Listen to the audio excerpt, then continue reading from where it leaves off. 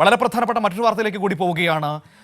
നമ്മുടെ സഹകരണ മേഖലയുടെ മികവുകൾ പറയുന്ന സംസ്ഥാന സഹകരണ എക്സ്പോയ്ക്ക് തിരുവനന്തപുരത്ത് ഇന്ന് തുടക്കമാവുകയാണ്. 23-നാണ് മുഖ്യമന്ത്രി ഔദ്യോഗികമായി ഉദ്ഘാടനം ചെയ്യുക. പക്ഷേ ഇന്ന് അതിന് തുടക്കമാകും. ഈ വർഷം അന്തർദേശീയ സഹകരണ വർഷമായി പ്രഖ്യാപിച്ചതിൻ്റെ ഭാഗമായി കൂടിയാണ് ഇത്തവണത്തെ സഹകരണ എക്സ്പോ സംഘടിപ്പിക്കുന്നത്. തിരുവനന്തപുരത്ത് നിന്ന് നിർബൻ നമ്മളോടൊപ്പം ചേരുകയാണ്. നോക്കാം സഹകരണ എക്സ്പോയുടെ വിവരങ്ങൾ, അതിലൂടെ വകുപ്പ് ഉദ്ദേശിക്കുന്നത് എന്താണ് എന്നതടക്കമുള്ള കാര്യങ്ങൾ. നിർബൻ, ഗുഡ് മോർണിംഗ്. നമ്മളിപ്പോൾ സർക്കാരിൻ്റെ 4-ാം വർഷ നേട്ടങ്ങളെക്കുറിച്ചൊക്കെ സംസാരിച്ചിങ്ങനെ വരികയായിരുന്നു. അപ്പോഴാണ് സഹകരണ വകുപ്പിൻ്റെ മികവുകൾ അടയാളപ്പെടുത്തുന്ന സഹകരണ എക്സ്പോയെക്കുറിച്ച് നമുക്ക് സംസാരിക്കേണ്ടത്. എന്താണ് ഈ എക്സ്പോ കൊണ്ട് ഉദ്ദേശിക്കുന്നത്?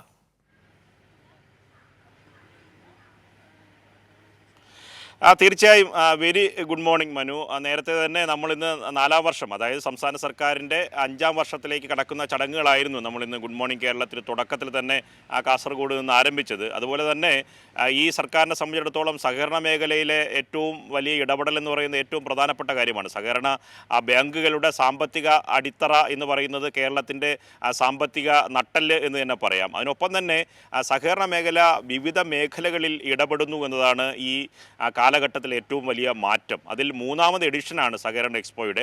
വിപുലമായി, ഞാനിപ്പോൾ ഉള്ളത് കനകക്കുന്ന് കൊട്ടാരത്തിലാണ്. കനകക്കുന്നിനെ കുറിച്ച് മനുവിന് അറിയാം. ഇവിടെ വിപുലമായ ഒരുക്കങ്ങളാണ്. ഇന്ന് ഉദ്ഘാടന സമ്മേളനം 23-ന് നിശ്ചയിച്ചത് മാറ്റിയിട്ടുണ്ടായിരുന്നു. 21-നാണ് നേരത്തെ തീരുമാനിച്ചത്. 23-ലേക്ക് മുഖ്യമന്ത്രി കൂടി സൗകര്യത്തിൻ്റെ അടിസ്ഥാനത്തിൽ 23-ലേക്ക് ഔദ്യോഗിക ഉദ്ഘാടനം മാറ്റി. പക്ഷേ സ്റ്റാളുകളുടെ പ്രവർത്തനം ഇന്ന് വൈകിട്ടോടുകൂടി സജീവമാകും. 250 സ്റ്റാളുകളാണ്. 70,000 സ്ക്വയർ ഫീറ്റാണ്. അതിൽ 12,000 സ്ക്വയർ ഫീറ്റ് എന്ന് പറയുന്നത് ഫുഡ് കോർട്ടാണ്. ഭക്ഷണത്തിന് വേണ്ടിയിട്ടുള്ള വിവിധ കാസർഗോഡ് മുതൽ തിരുവനന്തപുരം വരെ വരുന്ന ഭക്ഷണത്തിൻ്റെ വ്യത്യസ്തമായ രുചി ഭേദങ്ങൾ നമുക്ക് അറിയാൻ കഴിയും. സ്റ്റാളുകളുടെ ക്രമീകരണങ്ങളൊക്കെ ആരംഭിച്ചിട്ടുള്ളതേ ഉള്ളൂ. ഒപ്പം തന്നെ ഉദ്ഘാടന സമ്മേളനം 23 മുതൽ തന്നെ വൈകിട്ട് നിശാഗന്ധിയിൽ വിവിധ കലാപരിപാടികൾ സംഘടിപ്പിക്കും. സഹകരണ മേഖലയുടെ ഏറ്റവും പ്രധാനപ്പെട്ട നാം നേരിടുന്ന വെല്ലുവിളികൾ, വിവിധ സംസ്ഥാനങ്ങളിലെ സഹകരണ സ്ഥാപനങ്ങളുടെ മാതൃകകൾ, അതെല്ലാം പ്രദർശിപ്പിക്കാനുള്ള അവസരങ്ങൾ ഈ സഹകരണ എക്സ്പോയിലുണ്ട്.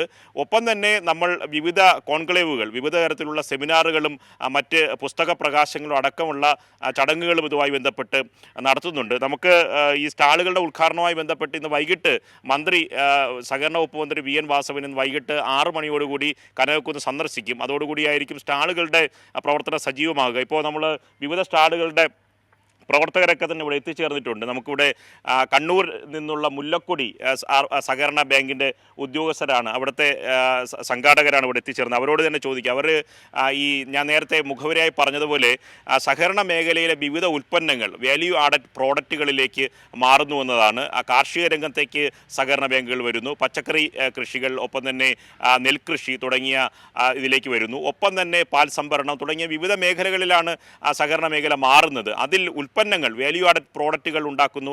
വിദേശത്തേക്കൊക്കെ കയറ്റി അയക്കാൻ കഴിയുന്ന തരത്തിലുള്ള ബ്രാൻഡഡ് ഉൽപ്പന്നങ്ങൾ നമുക്കുണ്ടാകുന്നു. അതിൽ ഒരു സഹകരണ ബാങ്കിലെ ജീവനക്കാരാണ് അവിടെ എത്തിച്ചേർന്നത്. അവരുടെ പ്രോഡക്റ്റുകളെ കുറിച്ച് കൂടി നമുക്ക് ചോദിക്കാം. അപ്പോൾ നിങ്ങൾ ഇവിടെ എത്തിച്ചേർന്നിട്ടുള്ളത് കണ്ണൂരിലെ മുല്ലക്കൊടിയിൽ നിന്നാണ്. നിങ്ങളുടെ സഹകരണ സ്ഥാപനത്തിൻ്റെ പേരും അതാണ്. ഞാൻ നേരത്തെ ചോദിച്ച് മനസ്സിലാക്കിയത് നിന്നുള്ളൊരു മുഖവരിയായി പറഞ്ഞു കഴിഞ്ഞാൽ ഏകദേശം 4 പഞ്ചായത്തുകളിൽ തരിച്ചു കിടന്ന കൃഷിഭൂമി, എത്ര ഏക്കറാണ് കൃഷിഭൂമി നമ്മൾ ഏറ്റെടുത്തത്? ഏകദേശം 100 ഏക്കറോളം തരിശ് ഭൂമി കൃഷി ചെയ്തിട്ടുണ്ട്.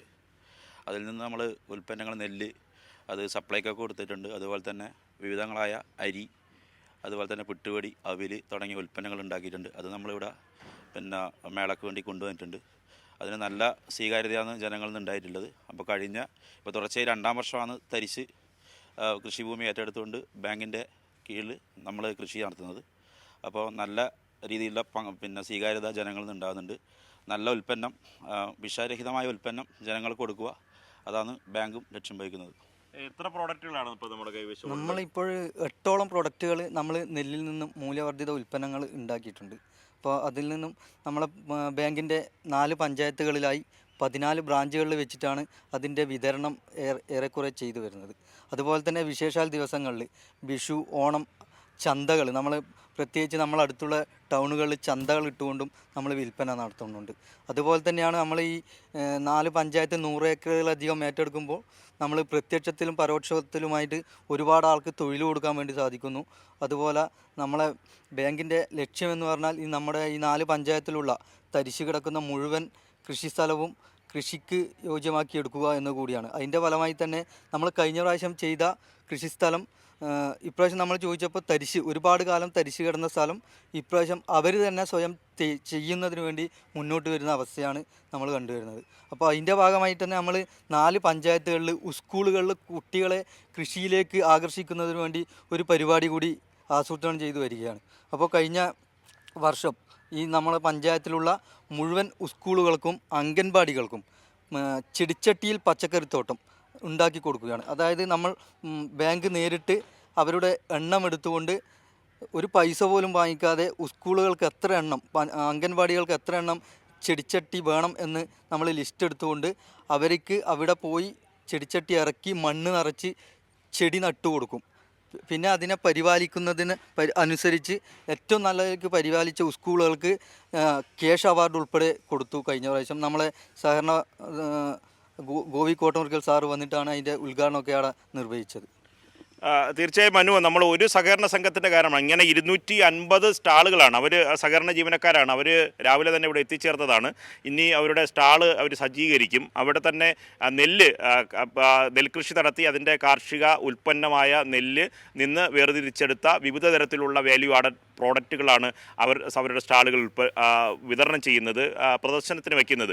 അതുപോലെ വിവിധ ഉൽപ്പന്നങ്ങളാണ്. ഒപ്പം തന്നെ ഈ പ്രോഡക്റ്റുകളുടെ ലോഞ്ചിങ്ങും നടക്കും. അതായത് വളരെ വ്യത്യസ്തമായ കേരളത്തിൻ്റെതായിട്ടുള്ള തനത് വിഭവങ്ങൾ.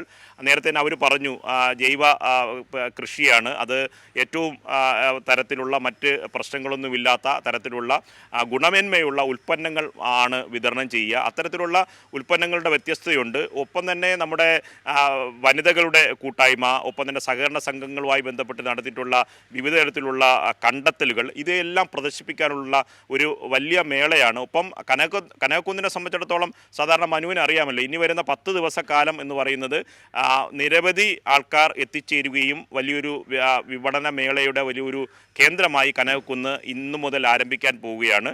ഔദ്യോഗികമായ ഉദ്ഘാടനം 23-ന് ആണെങ്കിലും ഇന്ന് വൈകിട്ടോടുകൂടി തന്നെ പ്രദർശന സ്റ്റാളുകളൊക്കെ തന്നെ സജീവമാവുകയും ചെയ്യും. Manu. Okay, thank you Nirman. ഏതായാലും സഹകരണ എക്സ്പോ വലിയ വിജയമാകട്ടെ.